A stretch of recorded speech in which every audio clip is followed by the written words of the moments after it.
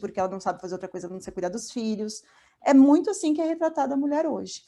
Então, e a gente vai ver que tudo isso teve um propósito, isso não foi acontecendo por acaso. Teve um propósito a ser feito mesmo, tá? Olha o que a Simone de Beauvoir, a gente vai falar bastante dela no próximo estudo, né? É uma feminista aí de segunda onda. Olha o que ela fala. O trabalho da dona de casa não visa a criação de qualquer coisa durável. O trabalho da mulher dentro de casa não é diretamente útil à sociedade. Não produz nada. A dona de casa está subordinada, é secundária, é parasita. É para o seu bem-estar comum que a situação deve ser alterada, proibindo o casamento como uma carreira para a mulher. Olha que louco isso.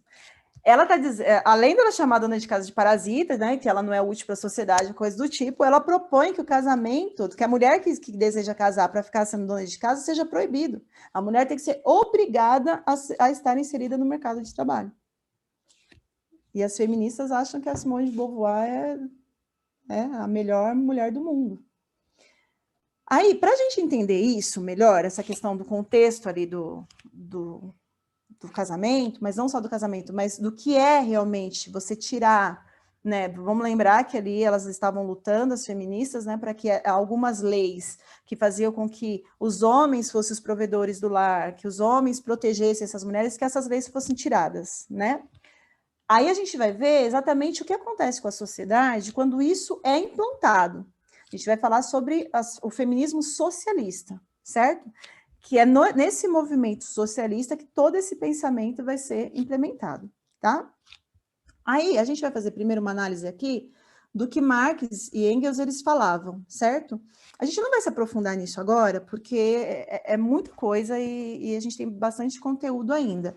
Mas eu até sugiro, viu, meninos, aí o Bruno e o Samuel, que a gente faça depois um estudo só sobre esse livro, né? Ou sobre esse pensamento do Marx e do Engels sobre família, que eu acho que quando a gente estuda realmente eles, a gente tira qualquer possibilidade de ser marxista, de ser de esquerda, de ser feminista, né, Bruno? Pode ser? Foi o que eu indiquei até lá no Legal. grupo.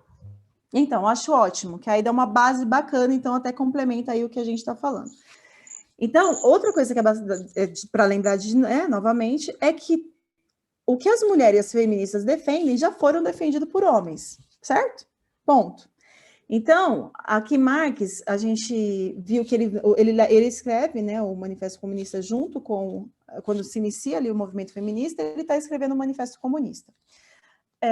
A Campanhola, ela cita uma coisa que eu achei bastante interessante, falando do Mises, que é um liberal, né, falando sobre ele, e ele fala o seguinte, que o movimento feminista, de certa forma, ele é meio descartável. Por quê? Porque se é para defender só direitos civis, de liberdade, defender que a mulher ela faça o que ela quiser, que ela trabalhe no que ela quiser, então eu não preciso do movimento feminista, porque já tinha um movimento liberal para isso. Né? O movimento liberal já prega, como diz no nome, é o liberalismo. Então, a opção da pessoa de fazer o que ela quiser.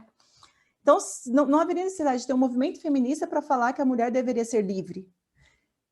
Se essa mulher agora, porventura, ela não está defendendo só a questão civil, mas ela está defendendo que a mudança na natureza, né, nas questões naturais da vida do ser humano, então, de questões básicas da vida do ser humano, da sociedade, então ela deixa de ser agora, ela não pertence ao movimento liberal, mas ela pertence agora ao movimento socialista, porque é o socialismo que vai pregar isso, né, que ela vai pegar o que é natural, o que via de regra as pessoas entendem como certo, e ele vai querer modificar isso, né? Quer falar, Samuel? Pode comentar, que eu vi que você abriu a câmera.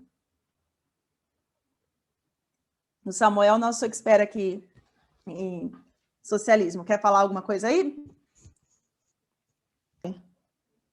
Escuta, eu só ouvi aí o apelo ao estudo da família, propriedade e tal, aquele negócio lá do Engels. A gente pode pensar em apresentar isso aí. Fechou. Eu acho que é super válido para a gente conseguir compreender mesmo as raízes, né, desse pensamento aí do que o próprio feminismo hoje ele traz, certo? Então, o feminismo ele se torna um braço do socialismo, basicamente isso. Hoje ele é um braço do socialismo, certo? Então, vamos ver, olha, Marx afirma... Não, vamos começar aqui de cima. Marx havia concluído que a propriedade privada é o grande mal que impedia a implantação da sociedade igualitária. Então, para Marx, enquanto você tem propriedade privada, você não consegue ter uma sociedade que tenha direitos iguais, certo? Engels, ele vai escrever que a desigualdade social era a família. Então, que a família já ali, né, a relação homem e mulher ali, filhos, já trazia uma desigualdade social. E Marx afirma que os homens primitivos, eles viviam em hordas. Espera, deixa eu tirar a câmera aqui, senão eu não consigo ler o texto. Eles viviam em hordas nas quais havia total liberdade sexual e, portanto, predominava o modelo tendencialmente matriarcal, já que se ignorava a própria precedência materna. Então, o que ele está dizendo assim? Que nos primórdios, né, Marx está defendendo isso, que nos primórdios você vai ter uma sociedade matriarcal, e que nessa sociedade matriarcal, as mulheres e os homens fazem sexo livre. Olha lá, né? Vamos lembrar lá do protofeminismo, né? Lá da revolução sexual, tal. Ele também vai pensar nessa ideia, só que isso aconteceria nos primórdios. E eles, nesse sexo livre, vão nascer os filhos, e os filhos não sabem nem de que pai, qual é o pai deles, né? Então, aqui não tinha essa ideia de propriedade privada, porque você não vai ter filhos que pertençam a você, então você não vai ter a ideia de herança nem nada disso. Mas, num determinado momento, sem explicar o porquê, esses machos, pela força física, exigiram fidelidade das fêmeas, tornando a sua propriedade privada, juntamente com os seus filhos. Aqui nasceria, então, essa ideia de propriedade privada. Então, até então, as mulheres e os homens se relacionavam como queriam, e quem optou pelo casamento foram os homens. Olha isso, meninos, né? Os homens é que desejaram tanto o casamento assim, não, as mulheres estavam muito felizes ali, com todo mundo, todos os homens, né, namorando todo mundo, tendo filho com todo mundo, e os homens ali quiseram que as mulheres fossem propriedade deles, eles optaram pelo casamento. Esse era o pensamento do Marx, então a propriedade privada tão condenada por eles, né, por esse marxismo, ele nasce ali dessa relação do casamento, certo? Então, a partir do momento que tem o casamento, eu não consigo ter uma igualdade, e a gente vai ver por que eles pensam assim, ó. A monogamia não aparece na história, vou tirar a câmera aqui, portanto, como uma reconciliação entre o homem e a mulher, e menos ainda como uma forma mais elevada de matrimônio. Pelo contrário, ela surge sob a forma de escravidão de um sexo pelo outro. Então, para ele, você tem um casamento monogâmico, né, só um marido e uma esposa, é uma escravidão de um sexo pelo outro, com a proclamação de um conflito entre os sexos ignorado até então na pré-história, ou seja, naquela sociedade matriarcal lá. Hoje eu posso acrescentar o primeiro antagonismo de classes que apareceu na história coincide com o antagonismo entre o homem e a mulher, na monogamia. A primeira opressão de classes com a opressão do sexo feminino pelo masculino. Então, lembra que Marx, né, para o pensamento marxista, você tem sempre essa desigualdade, né? Ali, o pensamento marxista traz isso. Então, você tem ali os patrões e os empregados, né? E os patrões oprimem os empregados.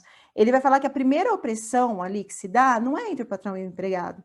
A primeira opressão que se dá é o marido sobre a esposa. A família individual moderna baseia-se na escravidão doméstica. Lembra sobre... Deixa eu terminar de ler a frase aqui. Ó. A família individual moderna baseia-se na escravidão doméstica, franca ou dissimulada da mulher, e a sociedade moderna é uma massa de cujas moléculas são as famílias individuais. Quando a gente fala de escravidão doméstica, não lembra vocês a Stanton, que a gente viu no estudo passado? Lembra que ela reclamava, né? Lembra, Stanton, para quem não estava, gente, no estudo passado, ela vai ser a feminista que dá início ali ao movimento feminista, né? A primeira onda do movimento feminista, é ela que organiza a primeira reunião numa igreja, tal, né? E ali o pessoal fala, olha, a primeira onda do movimento feminista foi cristão, foi ético, foi virtuoso. Não, ela reclama as mesmas coisas que Marx está falando aqui, que o casamento era uma escravidão, certo? Inclusive, ela escreve a Bíblia feminista, tal, onde ela vai condenar essa ideia, né, do homem como líder ali da casa, como sacerdote do lar e tudo mais.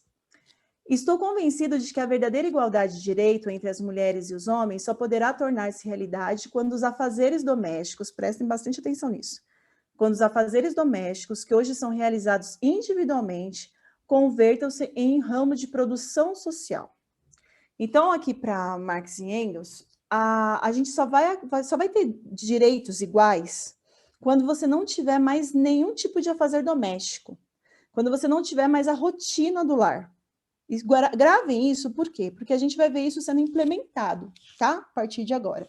Então, isso que eu li está no livro A Origem da Família e da Propriedade Privada, né? Que é o que eu sugeri aqui para os meninos para que a gente possa estudar depois, que eu acho que vai ser bem interessante, porque basicamente o que eles trazem nesse livro é a sociedade que a gente vive hoje, tá? Aí chegamos a uma feminista, né? Até então a gente fez toda ali uma questão histórica, finalmente chegamos a uma feminista de primeira onda ainda, tá? A gente está no feminismo de primeira onda. Este feminismo que o povo tende a dizer que era virtuoso, né? Só que agora a gente sai da Inglaterra, a gente sai dos Estados Unidos e a gente vai para a União Soviética, para a Rússia, melhor dizendo, né? Onde a gente vai ter a Alexandra Kollontai. Ela vai ser o principal nome ali do feminismo depois da Revolução Russa, certo? Ela era uma bolchevique e ela era uma grande amiga de Lenin. Quem era Lenin? Para quem não manja nada aí de história, né? Lenin, ele vai ser o primeiro ditador ali da Rússia, quando a Rússia se torna comunista, tá? Então, ela era uma grande amiga dele, e ela foi a única mulher a integrar o comitê central do partido. Então, ela tinha uma posição muito especial ali no Partido Comunista, tá? Nos bolcheviques. Então, os bolcheviques, eles fazem a Revolução Russa, né? Eles ali conseguem tirar o czar do poder, eles estabelecem ali a Revolução Russa e eles começam a implementar tudo aquilo que eles acreditavam ali, né? Todas as ideias comunistas, todo o pensamento marxista, eles começam a implementar ali, certo? E olha o que essa mulher pensava. Ela acreditava que as mulheres só estariam realmente livres dos maridos quando passassem a depender inteiramente do Estado. Tá? Então, a visão dela é que as mulheres, elas deveriam depender do Estado e não depender dos seus maridos, ok? Porque até então, vamos pensar que a força de trabalho toda do homem era para a mulher, né? Então, o homem trabalhava para sustentar a sua casa. Aí ela vai dizer que as mulheres não têm mais que depender desses maridos. Agora, as mulheres vão ser a força de trabalho, porque elas vão começar a trabalhar, e elas devem depender inteiramente do Estado. E para mim, a parte mais interessante do estudo se dá a partir de agora, tá? Para ela, o Estado era mais justo e interessado na felicidade das mulheres do que os próprios maridos. Então, se vocês percebem que toda vez que a gente pensa, né, no que as feministas defendem, elas usam, elas pensam coletivo mesmo, né? Todos os homens são maus. Toda a sociedade masculina não presta. Todos os homens são opressores. Todos os homens são injustos. Todos os homens não estão interessados na felicidade das suas mulheres, a ponto de que é melhor eu depender do Estado do que eu depender do meu marido. Então, vamos pensar, o meu marido é aquele homem que eu escolhi, que eu namorei, que eu decidi que ele seria o meu marido por critérios que eu estabeleci. Mas não é bom que eu dependa dele. É melhor que eu dependa do Estado, ou seja, de um governante que nem fui eu que escolhi necessariamente. Eu posso ter um presidente, um governador, alguém que outra pessoa colocou lá, que eu nem votei no cara.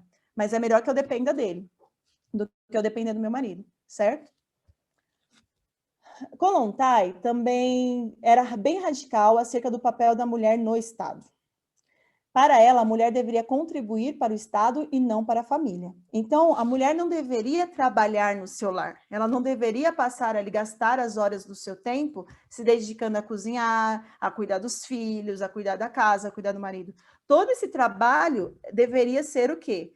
Deveria contribuir para o Estado. Então, vamos lembrar que a gente está falando de um período, né, de revolução ali, onde eles queriam estabelecer uma sociedade comunista. Então, eles queriam que todas as pessoas ali fizessem uma força-tarefa para que aquela sociedade realmente se tornasse os fins que eles entendiam como os melhores, certo?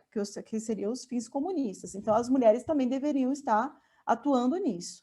Kollontai também defendia aguerridamente todas as pautas que as feministas defendem hoje. Então, vamos lá. A gente está falando de primeira onda, né? Mas ela defendia o aborto, ela defendia a liberdade sexual, e ela foi a grande mentora das ideias feministas no governo leninista.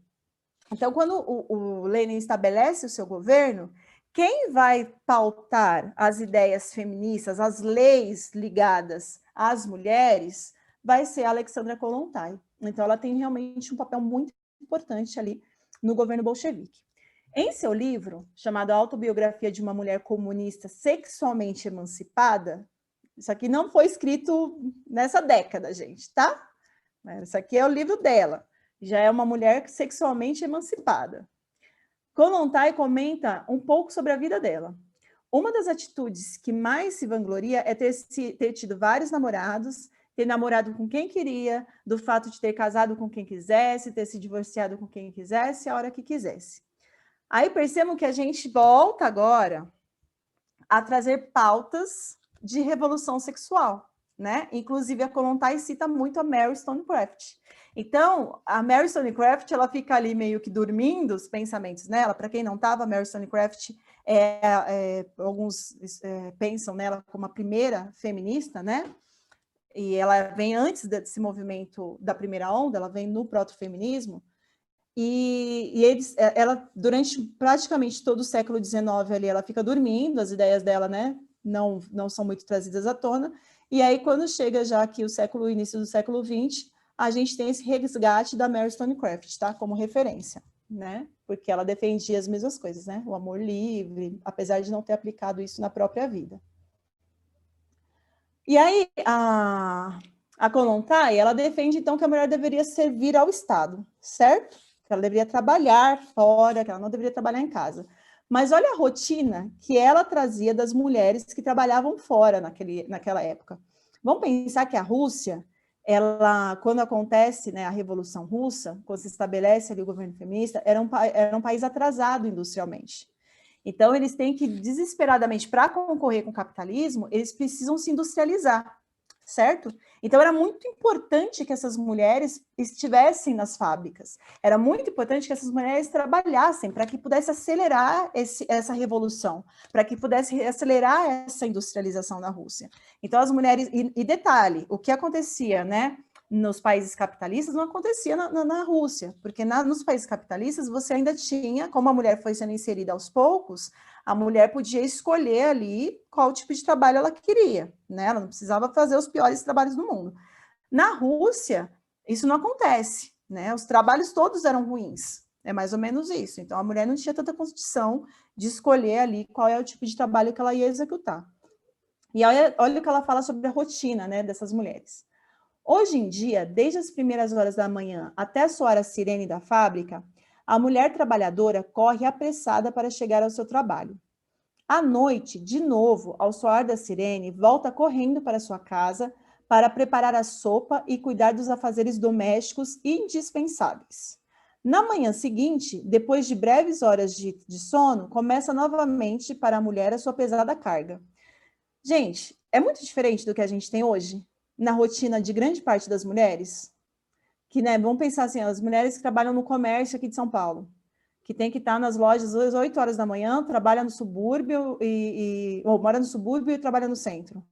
Levam 2 horas de transporte. Então, elas saem de casa às 5 horas da manhã, 6 horas da manhã, para chegar no seu trabalho, passam o dia inteiro no seu trabalho, chegam em casa super tarde da noite, chegam super na correria, tem que fazer janta, tal, para dormir poucas horas e para voltar ao trabalho novamente. Então, o que ela está retratando aqui, apesar de ser uma realidade daquela época, não é tão diferente do que a gente tem hoje em grande parte das mulheres que trabalham, né?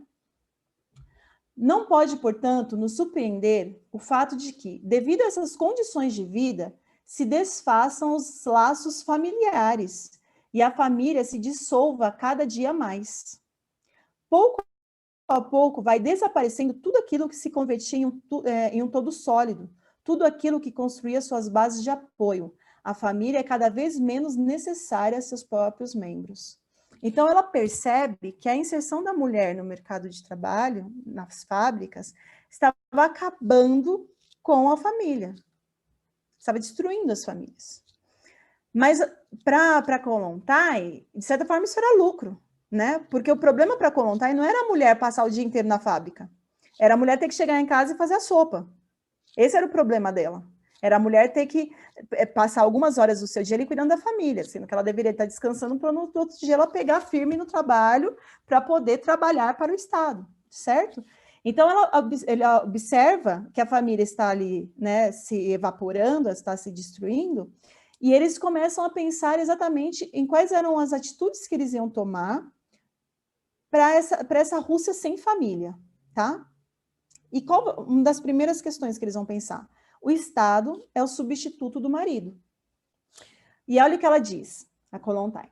Essas mulheres não compreenderam que devem se acostumar a buscar o seu sustento, essa provisão, em outro lugar. Não na pessoa do marido, mas no Estado. Então, ela está citando aqui as mulheres que tinham medo, né? Algumas mulheres que tinham medo, por exemplo, do divórcio, tinham medo de se divorciar dos maridos. Por quê? Porque quem ia sustentá-las? Né? Quem ia sustentar os filhos, caso elas se divorciassem? Caso viessem leis ali que não falassem mais que o marido era responsável por manter a casa. Quem ia sustentar essas famílias? E aí, como tá e fala, olha, as mulheres têm que entender que elas não têm mais que buscar o sustento dela nos seus maridos. Elas têm que buscar o seu sustento no Estado. Agora, olha essa frase. A partir do momento que isso desse certo, já não existiria mais mãe oprimida com o bebê nos braços. O Estado dos trabalhadores, ou seja, o país comunista, vai se encarregar da obrigação de assegurar a subsistência de todas as mães, estejam elas casadas ou não. Então, elas não tinham que ter medo. Elas não deveriam mais precisar dos seus maridos. Por quê? Porque o Estado ia cuidar de todas as coisas, inclusive dos filhos. E como que o Estado vai cuidar dos filhos?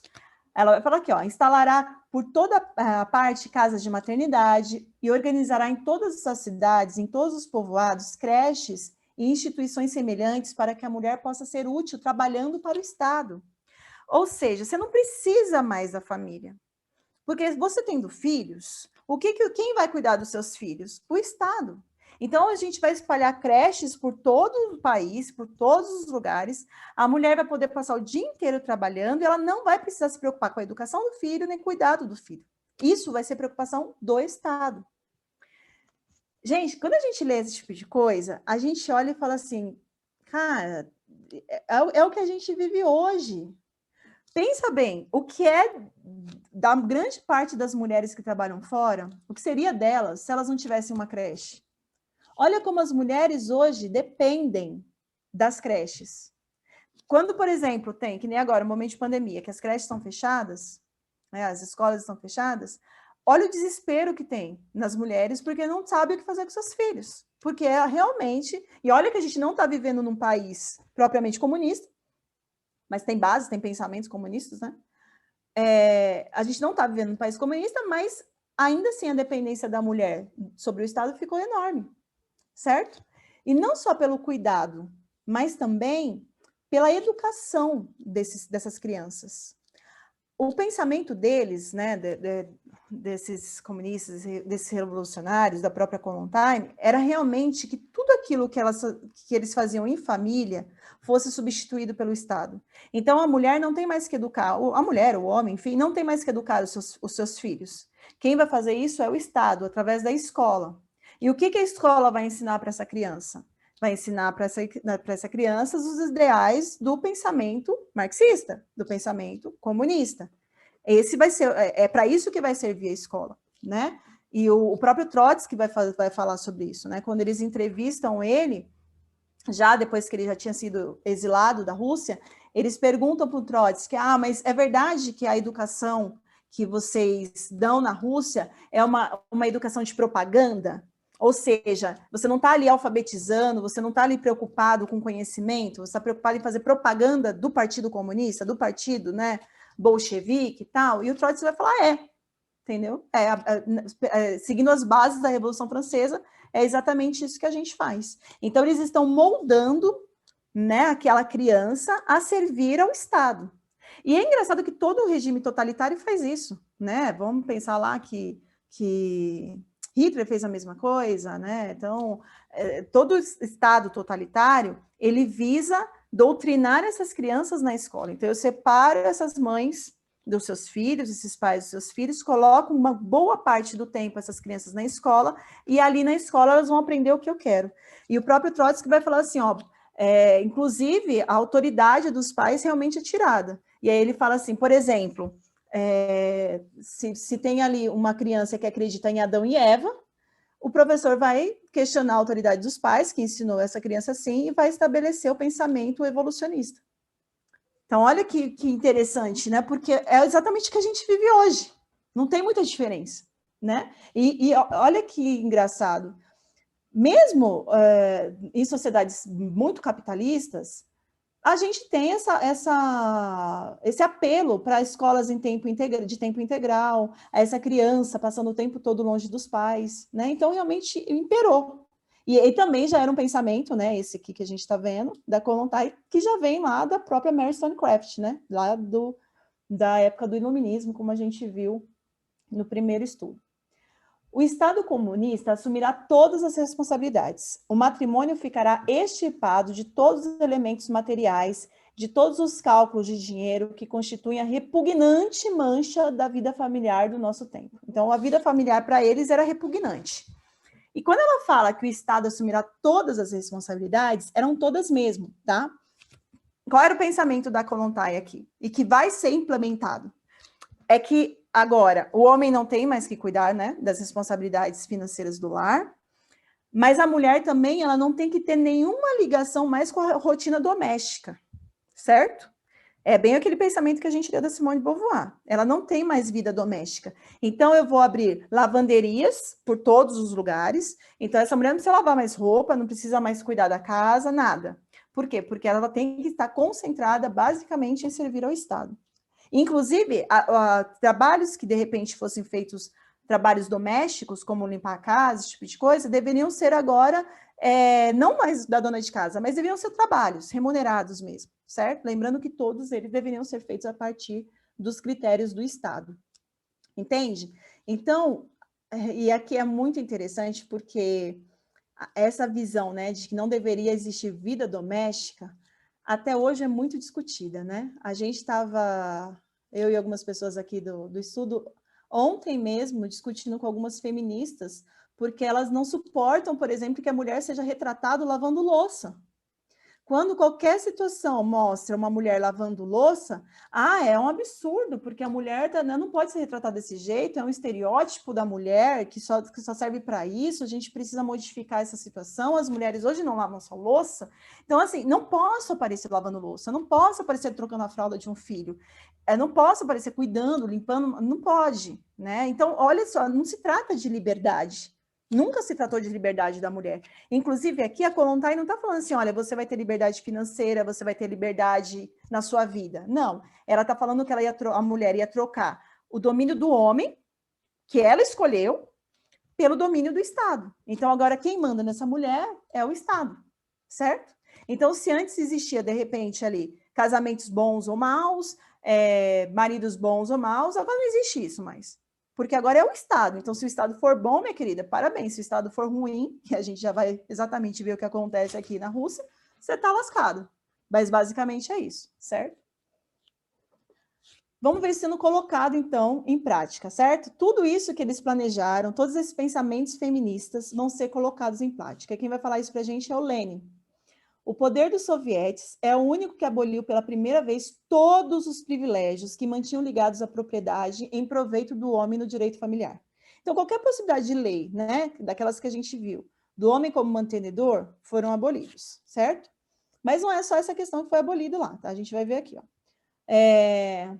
Na página 18 do livro da Kollontai, consta que, em virtude do decreto comissário do povo de 18 de dezembro de 1917, ou seja, apenas 2 meses depois da Revolução Comunista, então estabelece a Revolução Comunista, qual uma das primeiras coisas que eles vão fazer? Estabelecer o divórcio. Então, a partir daquela, né, que eles estabelecem a Revolução ali, em 2 meses a mulher já poderia fazer o divórcio no período de 1 semana. 1 semana ela já estava divorciada. Mas não é só isso, vamos lá. A Kate Millett, que é uma outra feminista já de segunda onda, ela vai falar o seguinte, ó. Depois da Revolução, foram votadas todas as leis possíveis para libertar o indivíduo das amarras familiares. Liberalização do casamento e do divórcio, contracepção, aborto autorizado. Sobretudo, mulheres e crianças escaparam do controle econômico do marido e, sob o sistema coletivo, a família começou a se desintegrar a partir das linhas que foi construída. Ou seja, todas as leis que você imaginar que hoje as feministas defendem, elas foram implementadas lá durante o período comunista na Rússia, né? Nesse primeiro momento ali do regime comunista. Todas. Então, casava com quem você queria, se separava na hora que você queria, se você, né, ali teve filho, você quer abortar, você aborta, você não precisa de lei para isso, nem nada. Quando perguntam para Trotsky também, né, Trotsky, ele participou ali da Revolução Russa, juntamente com Lenin. Tem até uma série que é bastante interessante na Netflix sobre Trotsky. Só que é uma série que é meio pesada em algumas cenas. Então, assim, para quem gosta de história, é interessante para você ver a mente corrompida de Trotsky. Porque muitas vezes, né, o pessoal da esquerda, quando vê a Revolução Russa, colocam o Trotsky como tendo sido alguém bacana, enquanto Stalin era o mal da história, Trotsky não, né? Então tem aí a galera, os trotskistas. Mas essa série da Netflix é bastante interessante. Eu raramente assisto série, mas é o que eu falei, não dá para você assistir com crianças perto, tá? Porque tem umas cenas mais complicadas. Mas para você entender a história do Trotsky é bem interessante, tá? Os pensamentos demoníacos, inclusive, desse homem. E aí ele vai falar o seguinte, né? Perguntam para ele nessa entrevista, é verdade que o incesto não é considerado uma infração criminosa? Né? Então, ali, durante a Revolução, quando se estabelece a Revolução Russa, poderia ter incesto, lembrando que incesto é o quê? É sexo entre pais e filhos, irmãos com irmãos, esse tipo de coisa. E aí, olha o que Trotsky responde. Preciso admitir que esse assunto nunca me interessou. Então, ele nunca se deu bola, se estava acontecendo, se não estava acontecendo. Me inclino a sustentar que, nesse campo, precisamente, a intervenção jurídica pode fazer mais mal do que bem. Ou seja, não é função, né, do Estado pensar nisso. Então, a gente não tem que intervir nessa questão. Se estiver fazendo incesto, não tem problema nenhum. Ao que tudo indica, realmente era uma prática já muito comum ali, durante nesse primeiro momento ali dos comunistas no poder da Rússia, certo? Quais foram os resultados disso, gente? Vamos ver o que o próprio Trotsky fala. As vítimas, em todos os casos, são os filhos e as mães. Por outro lado, é comum, em conversas privadas, escutar queixas sobre a decadência moral da juventude soviética. Nestes protestos, nem tudo é exagero. Existe, sim, certa verdade no que se diz. Então, olha o que Trotsky vai falar aqui. A Rússia vai ficar uma bagunça. É basicamente isso. Vai ter uma corrupção moral absurda, absurda. E quem Trotsky vai falar que são os principais prejudicados? As mães, ou seja, as mulheres, e os filhos. Não só ele, mas a Kate Millett também vai falar isso. Na prática, a nova liberdade sexual foi, em grande parte, apanágio dos homens. Muitos fatos tendem a provar que, em certos planos, a situação das mulheres piorou durante os primeiros decênios da Revolução, e que foram bastante explorados do ponto de vista sexual. Sério? Não diga, né? A grande massa das mulheres dificilmente podia aproveitar como os homens essas novas liberdades sexuais. Gente, de novo, quem se lasca quando tem esse pensamento de sexo livre, de amor livre, são sempre as mulheres. São sempre as mulheres. Né? A gente viu isso lá quando a gente estudou sobre a Mary Wollstonecraft, sobre a Mary Shelley, que é um pensamento que normalmente as mulheres acabam defendendo, mas que não vieram das mulheres, normalmente vem de homens, e que quando são aplicados, quem acaba sendo muito prejudicado é as mulheres. Primeiro porque as mulheres não conseguiam viver nessa situação, e muitas não conseguiam viver desse jeito, elas não queriam mesmo. Olha como que era a sociedade ali. As crianças vagueavam, Kate Millett que está falando, feminista, as crianças vagueavam frequentemente pela rua. A delinquência juvenil tornou-se um perigo considerável. O Estado ainda é muito, olha isso aqui, o Estado ainda é muito pobre para assegurar a vossa manutenção e a educação dos filhos, das crianças. Então, olha o que acontece, vira uma bagunça geral na Rússia, certo? As crianças estão ali vagando pela rua, existe uma delinquência juvenil gigantesca, né? A gente viu a questão moral dos adolescentes, que era absurda, completamente depravada. E aí, olha o que eles falam, que o Estado ele não conseguiu garantir a manutenção das crianças. Olha só, não estava conseguindo fazer isso. Então, eles vão dar uma sugestão, eles vão recomendar a abstinência sexual.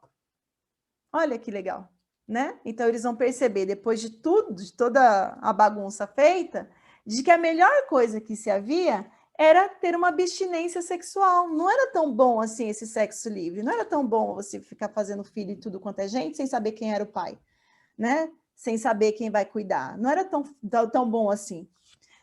Então, e aí a gente vê que a história vai se repetindo, né? Lembrando lá da Mary Stonecraft, que ela acaba decidindo se casar, porque, apesar dela falar tanto, né, contra o casamento, porque alguém precisava proteger a criança. Então, o casamento sempre foi uma maneira de proteção da mulher e da criança, principalmente. Aí que uma outra feminista, Wade Goldman, ela fala o seguinte, e é isso que eu acho legal nesse livro da Campagnolo, que ela pega exatamente as feministas, né? Não são aqui conservadores falando sobre o assunto, são as próprias feministas. E olha o que ela fala. As crianças usavam os mesmos trapos sujos por meses a fio. Seus corpos estavam cobertos de chagas. Era inútil pensar em qualquer esquema educativo nesse pesadelo. As crianças não faziam absolutamente nada. Os mais velhos jogavam cartas, fumavam e bebiam, e as meninas de 16 e 17 anos se entregavam à prostituição. E aí, muitas mulheres falavam agora diretamente contra a união livre. Então, olha o que se tornou a Rússia quando se estabelece, quando se implanta os pensamentos feministas. Então, você vai ter as crianças completamente jogadas, né? Com chagas no corpo, doentes, ali a bebedeira, o vício do jogo, você vai ter as meninas se prostituindo. Então, esse foi o saldo de uma revolução feminista ali na Rússia, né? Da implantação desses pensamentos feministas, certo? O que acontece com tudo isso? Quando Stalin assume o poder na Rússia, o que ele faz? Ele revoga todas as leis feministas. Por quê? Porque eles não estavam nem conseguindo avançar com as pautas, né? Que eles tinham ali da Revolução Comunista. Porque, imagina, a gente viu no próprio texto ali, eu não consigo educar uma criança, mesmo que seja no pensamento comunista, não consigo doutriná-la se ela está ali, largada, certo? Se ela virou uma criança jogada ao léu, doente, eu não consigo educar uma criança assim. Então, eu não consigo ter mercado, eu não consigo colocar essas mulheres para trabalhar se elas estão se prostituindo. Se as pessoas começam a beber daquele jeito, se tornam alcoólatras, elas não servem ao propósito do Estado, porque eles precisavam de mão de obra operária. Eles fizeram uma revolução operária sem ter operários, eles precisavam de operários. Então, não estava funcionando daquele jeito. Então, quando Stalin ele assume, né, depois da morte de Lenin, a primeira coisa que Stalin vai começar a fazer é mudar, é revogar essas leis. E aí é muito interessante quando a gente pensa na Kollontai, por quê? Porque quando Stalin assume, ele começa a matar, né, todo mundo que participou da revolução, ele seguia os bolcheviques, tal, ele começa a matar todo mundo porque ele não queria ter rival. Ou qualquer um que discordasse dos pensamentos de Stalin, ele começa a matar. Então, o que ele vai? Os dois que sobrevivem é Lenin e a Kollontai. Esses vão ser os dois únicos que não vão morrer. Pelo menos o Lenin não imediatamente, né? Então, o Lenin, ele vai ser expulso do país, né? Ele vai buscar refúgio no México, se eu não me engano. E a Kollontai permanece na Rússia. Mas olha que interessante. A Kollontai, que tinha todos esses ideais feministas, né? A causa feminista é a mais importante da minha vida. Quando ela percebeu que se ela insistisse nessas pautas, o Stalin mataria ela também, o que ela faz? Imediatamente ela esquece as pautas.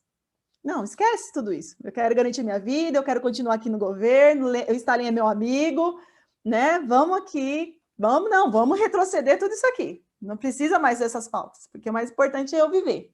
Então, esse idealismo todo, né? Até a hora que aperta o calo, né?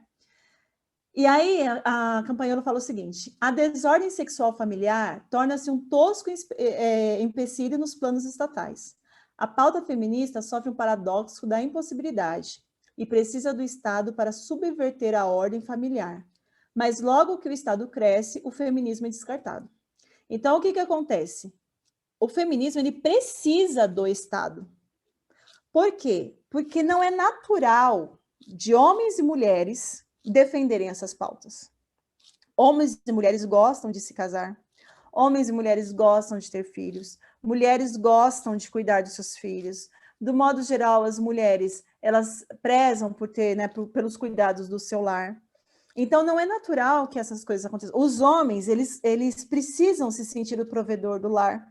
Tem até um estudo bem interessante que o Eva no Exílio traz e a Campanheiro também cita, que quando os homens têm um casamento, que é um casamento sólido, estruturado, quando as mulheres, de certa forma, elas ajudam, né, a cuidar desse marido, eles acabam tendo mais sucesso no âmbito do trabalho. E aí o que acontece? Eles acabam tendo maior disputa no mercado de trabalho, o que atrapalha as mulheres feministas que estão disputando esse mercado de trabalho também, né? Então, para o homem é muito bom ter um ambiente de trabalho que seja sólido. Só um minutinho, fala, Ricardo. Ricardo vem me mostrar que está tarde já. A gente já está acabando, tá? Estou na última tela aqui. Então, não é natural, né, para as mulheres essas pautas. Então, elas precisam do Estado para que o Estado comece a implantar o que elas não conseguem fazer ali pela natureza humana. Só que tem uma questão muito interessante. Dentro de o pensamento da esquerda, ele não tem necessariamente ideais a serem seguidos. Então, o pensamento de esquerda, o pensamento comunista, ele não é feminista, como a gente acabou de ver. As mulheres vão ser usadas de maneira, né, essas pautas feministas vão ser usadas de maneira que interesse aos planos da esquerda. Uma vez que não interessa mais esses planos, eles são descartados. É a mesma coisa que a gente tem hoje, por exemplo, com a questão das pautas homossexuais, né? Então, hoje os homossexuais, eles são uma bandeira da esquerda, né? A esquerda levanta a bandeira de que está preocupado com as minorias, de que está preocupado com os homossexuais, que eles tenham liberdade, que eles tenham direitos e tal. Só que se você for olhar em grande parte dos países de esquerda, os países comunistas, os países socialistas, os homossexuais são perseguidos, né? Inclusive na própria Rússia. Aqui, olha que interessante, quando Stalin ele assume, ele começa a retroceder, então ele vai retroceder, por exemplo, a questão do aborto, né? Então você não pode mais fazer aborto, pelo menos não com tanta facilidade. E ele vai multar, olha que louco isso, ele vai multar as pessoas que se relacionam, que confundem amor e paixão. Olha que isso, o Stalin faz isso, gente. Ele multa quem confunde amor e paixão. Ou seja, se você começa um relacionamento ali só por paixão, de amor livre, não sei o quê, você vai ser multado. Então, ele volta agora, estabelece que as crianças têm a obrigação de serem cuidadas pelos seus pais, entende? Então, todas aquelas pautas vão retroceder, inclusive as questões dos homossexuais, que vão ser proibidos ali na União Soviética. Então, olha que interessante. E aí a gente, vou encerrar trazendo esse pensamento. Tanto liberais como comunistas estão querendo usar a força de trabalho da mulher, não estão pensando no bem-estar da mulher. Então, quando você tem ali os capitalistas querendo a mulher no mercado de trabalho, não é porque a mulher no mercado de trabalho ela vai ser mais feliz. É porque, querendo ou não, eles precisam de pessoas no mercado de trabalho para que o capitalismo gire. Eles precisam de mercado consumidor para que o capitalismo gire.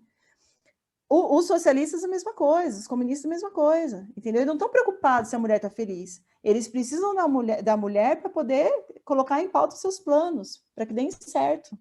E hoje as mulheres acabam sendo usadas mesmo como massa de manobra.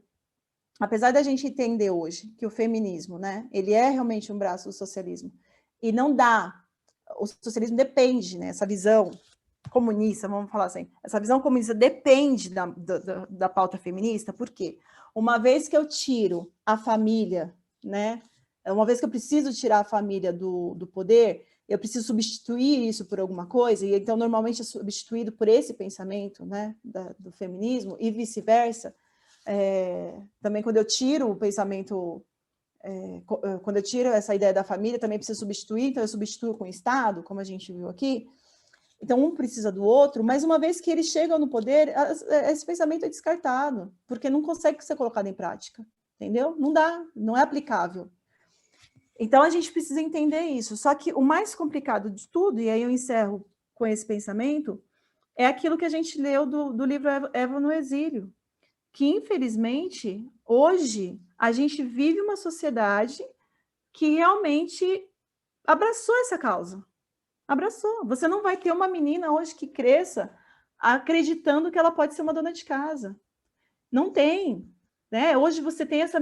Para a mulher se sentir bem-sucedida, para ela se sentir feliz e realizada, ela acredita ter que estar no mercado de trabalho, por exemplo. Ela não pode ser vista como a dona de casa, como a moça do lar, porque ela vai se sentir diminuída por conta disso. Só que aí tem dados que mostram hoje que a mulher era mais infeliz do que em qualquer outra época. A mulher era mais depressiva, ela tem mais ansiedade do que em qualquer outra época que a gente já teve na humanidade, mesmo em épocas de guerra. Hoje a mulher se sente mais perdida do que se sentia durante a Primeira e Segunda Guerra Mundial, onde ela estava sozinha, onde ela estava cuidando dos filhos. Entende? Por quê? Porque realmente a cobrança que tem hoje sobre a mulher estar... eu lembro que eu vi um sermão uma vez muito interessante, do pastor Bulhon até, na época, e falava assim, que a mulher hoje, ela está tomando a consequência do pecado dela, né? Então, qual era a consequência do pecado da mulher? Que era ela tivesse a gestação com dor, o parto com dores e tudo isso, e sofrimento. Só que ela também está tomando para ela as consequências de Adão. E qual eram as consequências de Adão? Era trazer o sustento para casa com muito ardor, não era? Com o suor do seu trabalho e tal. Hoje a mulher tomou isso, as duas causas para ela. E por isso que a mulher tem estado tão infeliz. E, ao contrário do que parece, as feministas